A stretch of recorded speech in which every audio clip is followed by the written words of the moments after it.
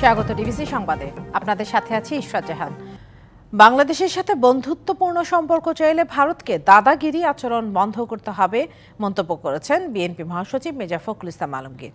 তিনি বলেন, নির্বাচনের কথা বললেই সমালোচনা হয় বিএনপির। ভোট না হলে জনগণের প্রতিনিধিত্ব কে করবে? তিস্তা নদী রক্ষা আন্দোলনের প্রধান সমন্বয়ক ও বিএনপি নেতা আসাদুল হাবিব দুলু বলেন, তিস্তা নিয়ে ভারতের অবস্থান বিশ্ববাসীর কাছে তুলে ধরা হবে। 2 দিন ব্যাপী অবস্থান কর্মসূচি ঘিরে তিস্তার পাড়ে ঢল নেমেছে মানুষের।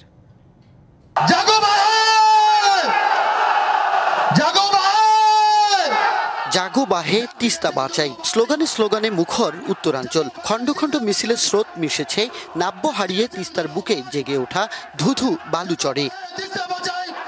তিস্তা নদীর ন্যায্য হিস্সা আদায় ও মহাপরিকল্পনা বাস্তবায়নের দাবিতে এই কর্মসূচি। রংপুর, লালমনিরহাট, নীলফামারী, কুড়িগ্রাম ও গাইবান্ধার বিভিন্ন অঞ্চলের মানুষ সমবেত হয়েছেন 11টি পয়েন্টে। এটা যাতে খনন কাজ শুরু করে দেয়, 2 পাশে যাতে অফিস আদালত কলকারখানা হয়, এই আশাবাদ নিয়ে আমরা এখানে একত্রিত হয়েছি। কোন সরকার আজ যাবত আজকে তিস্তা নদীর ভাঙন কেউ আজকে আমাদের পাশে দাঁড়ায় নাই।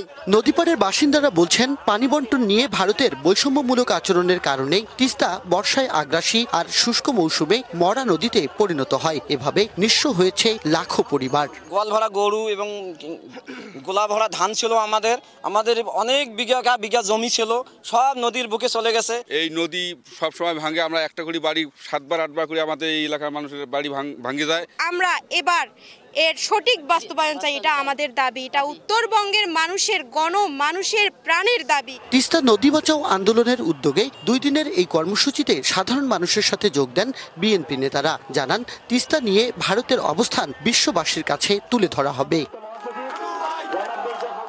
দুপুরের পর তিস্তা রেল সেতু পয়েন্টে সমাবেশে যোগ দিয়ে তিস্তা ইস্যুতে ভারতের সমালোচনা করেন দলের মহাসচিব মির্জা ফখরুল ইসলাম আলমগীর। এ সময় অন্তর্বর্তী সরকারকে পানির ন্যায্য হিস্সা নিয়ে ভারতের সাথে কথা বলতে আহ্বান জানান ফখরুল।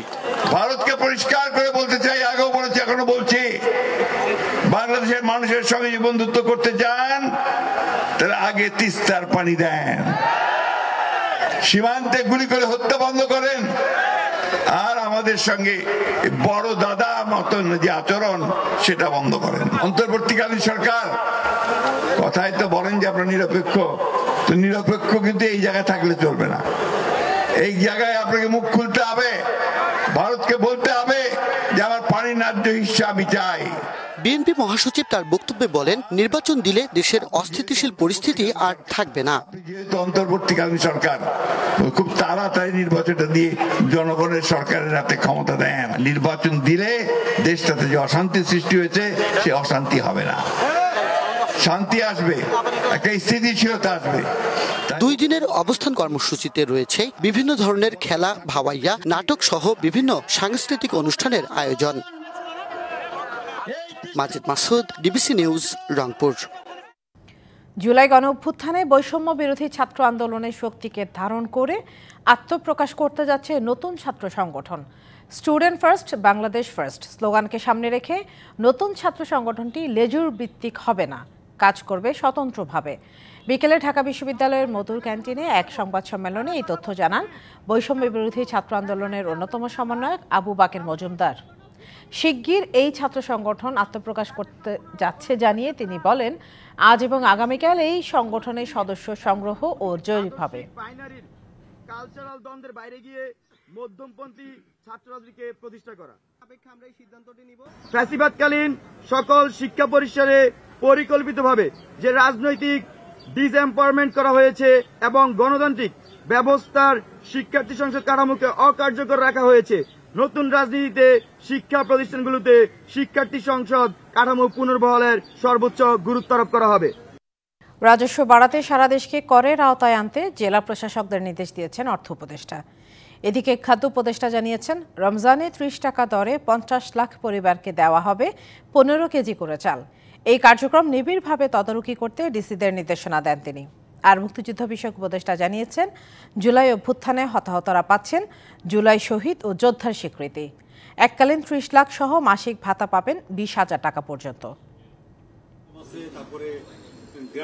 3 দিনব্যাপী সম্মেলনের দ্বিতীয় দিনে রাজধানীর উসমানী স্মৃতি মিলনায়তনে জেলা প্রশাসকদের সাথে ধারাবাহিকভাবে বৈঠক করেন উপদেষ্টারা। ব্যবসা এবং পেশাজীবীদের ট্যাক্স দেয় উদ্বুদ্ধ করতে জেলা প্রশাসকদের নির্দেশনা দেন অর্থ উপদেষ্টা। আমাদের এমপ্লয়মেন্টটা বাড়াতে হবে এবং লোকাল লেভেল এমপ্লয়মেন্টটা জেনারেট করা একটু সহজ। বড় বড় মেগা প্রজেক্টটাতে বড় বড় যন্ত্রপাতি আনবেন, ইনফ্রাস্ট্রাকচার হবে, ক্যাপিটাল ফরমেশন হবে, কিন্তু আউটপুটটা আসতে 10-15 বছর লাগবে, যেটাকে আমরা জেস্টেশন গ্যাপ বলি। আমরা এখন এডিপিতে আপনি দেখবেন আমরা যেগুলো যে লোকাল বেস, লোকাল নিড, এগুলো করলে সুবিধা কি আমার ইনফ্রাস্ট্রাকচার ডেভেলপ হবে এবং এমপ্লয়মেন্ট জেনারেশন হবে। এছাড়া রমজানে সুলভ মূল্যে চাল বিতরণে সরকারের কর্মসূচি নিবিড়ভাবে তদারকি করতে জেলা প্রশাসকদের তৎপর হওয়ার পরামর্শ দেওয়া হয়। 122টা কেন্দ্র আছে, 70টা ট্রাক আছে, টিসিবি ট্রাক ছাড়াও আছে, এগুলির মাধ্যমে চাল যাচ্ছে, আটা যাচ্ছে। তো এইগুলি যাবে রোজার মাসে। এটাকে আরও জোরদার করার জন্য সকল ক্ষেত্রে খাদ্য বিভাগে তদারকি থাকবে এবং আমাদের ম্যাজিস্ট্রেটরা থাকবে, আর আমাদের মন্ত্রণালয় থেকে তদারকি থাকবে। খাদ্য উপদেষ্টা জানান, গ্রহণযোগ্য জাতীয় নির্বাচন আয়োজনে জেলা প্রশাসকদের যথাযথ ভূমিকা নিশ্চিত করবে অন্তর্বর্তী সরকার। তাদেরকে যেভাবে আপনারা ইউজ করতে চান সেভাবে ইউজ হবে। আমি আশা করব, আমি নিজে তত্ত্বাবধায়ক সরকার এবং অন্তর্বর্তীকালীন সরকারের একটা অংশ, সেই হিসেবে আমি মনে করি তাদেরকে ভালো কাজে আমরা ব্যবহার করবো, ভালো ফল পাবো। নৌ পরিবহন উপদেষ্টা বলেন, আগে যত নির্বাচন হয়েছে তার মধ্যে সবচেয়ে ভালো হবে এবারের নির্বাচন। এখন আমরা যখন নির্বাচন করি তখন তো ওই প্রেক্ষাপট ছিল না, তো অল দ্য ডিসিজ অফ ওয়ার্ক, এবং আমি যা চোখে দেখেছি ভেরি নিরপেক্ষ হার্ড ওয়ার্ক। বাকিটা যেটা আছে ডেপুটি কমিশনার এখন যারা আছেন তারা ডেফিনেটলি গত কথা মনে রেখেছেন, অত তাড়াতাড়ি ভুলে যাওয়ার কথা নয়, এবং এটা আমি মনে করি নির্বাচন কমিশনার যারা এখন আছেন they will take care of it. এদিকে মুক্তিযুদ্ধ বিষয়ক উপদেষ্টা জানালেন, জুলাই গণ অভ্যুত্থানে হতাহতরা পাচ্ছেন জুলাই শহীদ ও যোদ্ধার স্বীকৃতি। জুলাই অভ্যুত্থানে যারা শহীদ হয়েছেন তারা জুলাই শহীদ নামে খ্যাত হবেন এবং এই নিরিখে তারা সনদ পাবেন, পরিচয়পত্রও পাবেন তাদের পরিবারগুলো, এবং জুলাই অভ্যুত্থানে যারা আহত হয়েছেন তারা জুলাই যোদ্ধা নামে খ্যাত হবেন এবং তারা এই নিরিখে পরিচয়পত্রও পাবেন এবং অন্যান্য যে সরকারি সুবিধাদি পাবেন, আজীবন চিকিৎসা সুবিধা পাবেন, তারপর তারা ভাতাও পাবেন। গ্রীষ্মের লোডশেডিং এর ক্ষেত্রে কোনো বৈষম্য না রাখতে জেলা প্রশাসকদের নির্দেশনা দেওয়ার কথা জানান বিদ্যুৎ ও জ্বালানি উপদেষ্টা। তাহলে আমরা আশা করি যে রোজার মাসে মানে বিদ্যুতের চাহিদা এবং সরবরাহের মধ্যে একটা ভালো আমরা দেখতে পাবো এবং আসন্ন গ্রীষ্মকাল। জেলা প্রশাসকদের প্রস্তাবনা বাস্তবায়নে সরকার আন্তরিকভাবে কাজ করবে বলেও জানান উপদেষ্টারা। তাহলে কিন্তু আমরা 2 থেকে 3 হাজার মেগাওয়াট বিদ্যুৎ। Bijan Kumar Das, DVC news, Dhaka. স্বল্প দামে শুধু চাল, ডাল ও পেঁয়াজ নয়, পয়লা রমজান থেকে 28শে রমজান পর্যন্ত রাজধানীতে সাশ্রয়ী মূল্যে ব্রয়লার মুরগি, ডিম, দুধ ও গরুর মাংস বিক্রি হবে। ঢাকার 25টি পয়েন্ট সহ সারা দেশে ন্যায্য দামে এসব পণ্য বিক্রি করবে মৎস্য ও প্রাণী সম্পদ মন্ত্রণালয়। দুপুরে মৎস্য ও প্রাণী সম্পদ উপদেষ্টা ফরিদ আক্তার এসব তথ্য জানান। বলেন, আসন্ন রমজানে আমিষের সরবরাহ নিশ্চিত করা এবং দাম নিয়ন্ত্রণে পয়লা রমজান থেকে মাছ, মাংস, দুধ ও ডিম বিক্রি করা হবে। ব্রয়লার মাংস প্রতি কেজি 250 টাকা, দুধ প্রতি লিটার 80 টাকা, প্রতি ডজন ডিম 114 টাকা এবং প্রতি কেজি গরুর মাংস 650 টাকায় পাওয়া যাবে বলে জানান তিনি। যারা যারা সংশ্লিষ্ট প্রত্যেকেই চেষ্টা করছে যে কি করে রমজান মাসে দ্রব্যমূল্য একটা সহনীয় পর্যায়ে রাখা যায়। পয়লা রমজান থেকে 28শে রমজান পর্যন্ত আমরা ঢাকা শহরে ড্রেসড ব্রয়লার, ডিম, পাস্তুরিত দুধ এবং গরুর মাংস সারা দেশে আমরা এটা সুলভ মূল্যে ভ্রাম্যমাণ বিক্রয় কার্যক্রম একটা নিয়েছে। কেবল তৌহিদি জনতা নয়, মবের নামে যারাই বিশৃঙ্খলা করবে তাদের বিরুদ্ধে ব্যবস্থা নেওয়া হবে জানিয়েছেন স্বরাষ্ট্র উপদেষ্টা। তিনি বলেন, গত 6 মাসে দুর্নীতি অনেক কমে আসলেও তা সহনীয় পর্যায়ে না। অন্তর্বর্তী সরকারে কেউ দুর্নীতিতে যুক্ত হলে তা প্রকাশ করতে সাংবাদিকদের আহ্বান জানিয়েছেন তিনি। রাজধানী আগারগাঁয়ে বাংলাদেশ কোস্টগার্ডের 30তম প্রতিষ্ঠাবার্ষিকীর অনুষ্ঠান শেষে এসব কথা বলেন উপদেষ্টা। বাংলাদেশ কোস্টগার্ডের 30তম প্রতিষ্ঠাবার্ষিকী উপলক্ষে আগারগাঁওয়ে আয়োজন করা হয় প্যারেডের। এতে প্রধান অতিথি হিসেবে যোগ দেন স্বরাষ্ট্র উপদেষ্টা। বীরত্বপূর্ণ সেবামূলক কাজের স্বীকৃতি হিসেবে 4 ক্যাটাগরিতে কোস্টগার্ডের 40 সদস্যকে দেয়া হয় পদক। অনুষ্ঠান শেষে সমসাময়িক বিষয় নিয়ে সাংবাদিকদের প্রশ্নের জবাব দেন স্বরাষ্ট্র উপদেষ্টা। দেশের প্রতিটি সেক্টরে দুর্নীতি আছে জানিয়ে তিনি বলেন, দুর্নীতি কমাতে পারলে দেশকে দ্রুত এগিয়ে নেওয়া সম্ভব। দুর্নীতিটা আমাদের কিভাবে কমানো যায়?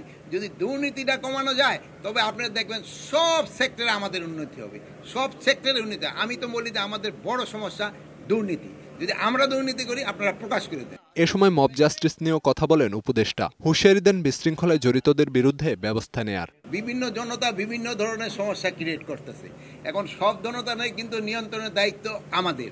এর আগে ইনভেস্টিগেশন করো, যদি এর সত্যতা পাওয়া যায় আমরা অবশ্যই তার ক্ষেত্রে অ্যাকশন নিই। স্বরাষ্ট্র উপদেষ্টা দাবি করেন, সম্প্রতি অনেক পুলিশ সদস্যের বিরুদ্ধে ব্যবস্থা নেওয়া হয়েছে, যা 53 বছরেও করা হয়নি। Khalid Hasan, DBC news desk. সামাজিক যোগাযোগ মাধ্যমে আওয়ামী লীগের ডাকা মঙ্গলবারের হরতাল মোকাবেলায় সব ধরনের প্রস্তুতি নেওয়া হয়েছে বলে জানিয়েছেন ডিএমপি কমিশনার শেখ মোহাম্মদ সাজ্জাদ আলী। বিকেলে রাজধানী মোহাম্মদপুরে তেজগাঁও উপ পুলিশ কমিশনারের কার্যালয়ে সাংবাদিকদের তিনি কথা জানান। জুলাই অভ্যুত্থানে ক্ষতিগ্রস্ত পুলিশের এই কার্যালয়টি সংস্কার শেষে উদ্বোধন করেন ডিএমপি কমিশনার। বলেন, সামাজিক যোগাযোগ মাধ্যমে ডাকা হরতাল মোকাবিলায় সব ধরনের নজরদারি রয়েছে। বলেন, মোহাম্মদপুরের বিভিন্ন ধরনের অপরাধ কমে আসছে। এ সময় বিভিন্ন দাবি দাওয়া নিয়ে প্রতিনিয়ত সড়ক অবরোধ না করার আহ্বান জানান তিনি। জুলাই অভ্যুত্থানে ডিএমপির ক্ষয়ক্ষতি বিষয়ে সাংবাদিকদের প্রশ্ন এড়িয়ে যান ডিএমপি কমিশনার। আমাদের পুরো শহরে নিরাপত্তা ব্যবস্থা আছে, প্রস্তুতি আছে, আমরা কাজ করতেছি। অতীতেও দিছে তো, গত 1-1.5 মাসে তো এরকম প্রোগ্রাম ফেসবুকে আরও দিছে, সেগুলো আমরা মোকাবেলাও করছি। তবে law and order good, all out প্রস্তুতি আছে। আবার ডিপ্লয়মেন্ট থাকবে, কোনো ইয়ে নেই, আপনারা আশঙ্কিত হবেন না, কোনো কিছু ঘটবে না, কোনো কিছু ঘটবে না। এবার দেশ বিদেশে খেলাধুলার সবশেষ খবর জেনে নেব সহকর্মী কনক মাহমুদের কাছ থেকে। কনক। ইশরাত, আপনাকে ধন্যবাদ। সবাইকে আমন্ত্রণ ডিবিসি নিউজের খেলার দুনিয়ায়। দেশ বিদেশের খেলাধুলার আপডেট নিয়ে আপনাদের সাথে আছি আমি Kanak Mahmud. ICC champions trophy সামনে রেখে একমাত্র প্রস্তুতি ম্যাচে ব্যাটিংটা সুখকর হলো না বাংলাদেশের। অল আউট হতে হয়েছে 202 রানে। 203 রানের টার্গেটে এই মুহূর্তে ব্যাট করছে পাকিস্তান এ দল। পাকিস্তান এ দলের বিপক্ষে প্রথম 10 ওভারে 2 উইকেটে 60 রান তোলে বাংলাদেশ। মেহেদী হাসান মিরাজ 4 ও তানজিদ হাসান তামিম আউট হন 6 রানে। নাজমুল হোসেন শান্ত মুবাশির খানের শিকার হয়ে ফেরেন 12 রানে। সৌম্য সরকার রান আউটের ফাঁদে পড়ে আউট হন 35 রানে। 20 ওভারের পর বিপর্যয়ে পড়ে বাংলাদেশ। তাওহিদ হৃদয় আউট হন 19 রানে। মুশফিক করেন 7 রান। প্রতিরোধের চেষ্টা করেও মেহেদী হাসান মিরাজ আউট হয়েছেন 44 রানে। তানজিম সাকিবের 30 রানে বাংলাদেশের স্কোর 200-র গণ্ডি পার হয়। পাকিস্তান এ দলের হয়ে উসামা মির 43 রানের বিনিময়ে নিয়েছেন 4 উইকেট।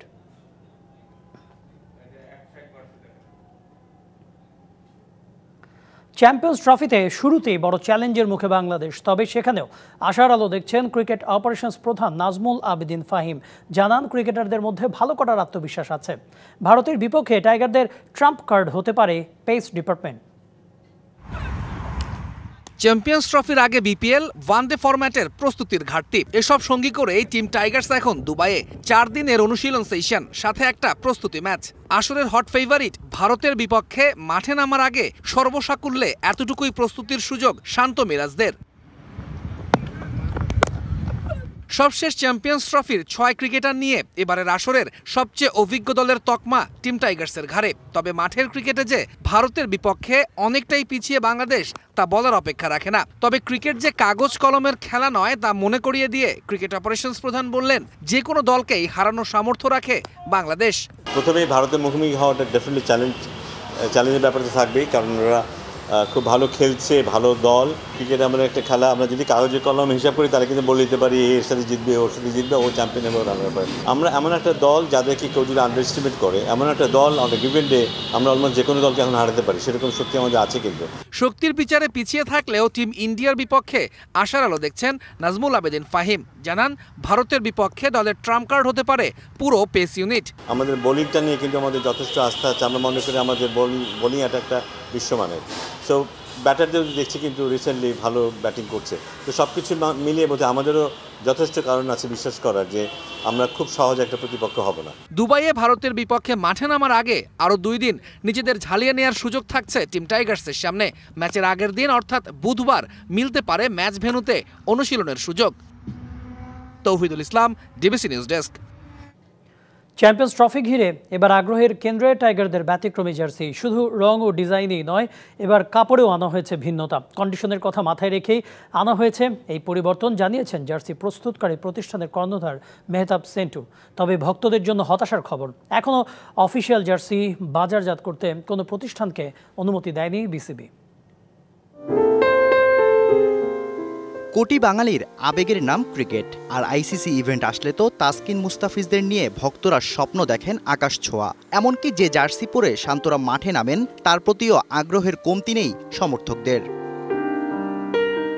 দরজায় করা নাড়ছে চ্যাম্পিয়ন্স ট্রফি। এরই মধ্যে বিসিবি উন্মোচন করেছে টাইগারদের জার্সি, জানিয়ে রোমাঞ্চ ছড়িয়েছে ভক্তদের মাঝে। তবে সমালোচনা থেকে এবার সমীহটা বেশি, কেননা ডিজাইন থেকে শুরু করে রং সবকিছুই মনে ধরেছে সবার। দেশের মানুষ পছন্দ করেছে, এই ক্রেডিটটা বিসিবির।